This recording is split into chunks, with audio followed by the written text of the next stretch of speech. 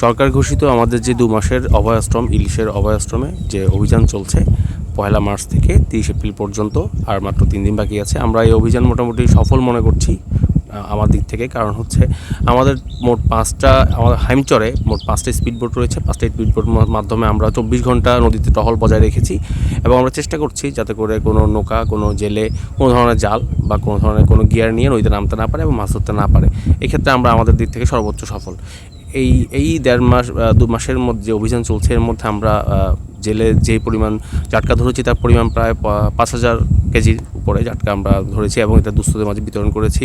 এছাড়া এই ১৮টি মামলায় আমরা প্রায় ২১,০০০ টাকা জরিমানা করেছি এই পর্যন্ত এবং প্রায় ১.৫৬ লক্ষ মিটার কারেন্ট জাল আমরা জব্দ করেছি এবং সেটাগুলোকে জনসম্মুখে পুড়িয়ে দিয়েছি।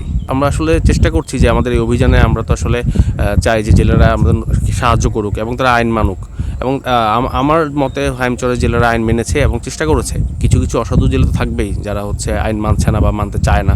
আমরা চেষ্টা করছি আইন প্রয়োগের মাধ্যমে, আমাদের যে মৎস্য আইন রয়েছে তার প্রয়োগের মাধ্যমে তাদেরকে নিবৃত্ত করার জন্য, জাটকা সংরক্ষণ করার জন্য এবং অভয়াশ্রমে যে কোনো ধরনের মাছ ধরা যেন তারা ধরতে না পারে সে ব্যবস্থা নেওয়ার জন্য, পদক্ষেপ নেওয়ার জন্য।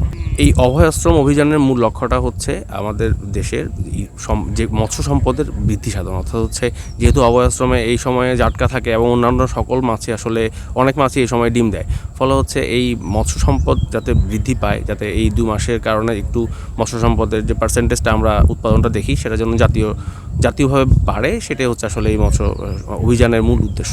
অভিযানের ক্ষেত্রে আসলে সীমাবদ্ধতা বলতে আমরা এখানে ৫টা টিম আমরা কমপ্লিটলি টহল দিয়েছি। হ্যাঁ, যদি আরও টিম বাড়ানো যেত বা আমাদের হয়তো টহলটা আরও যদি বাড়ানো যেত তাহলে আমরা আরও বেশি কার্যকরভাবে কাজটি করতে পারতাম।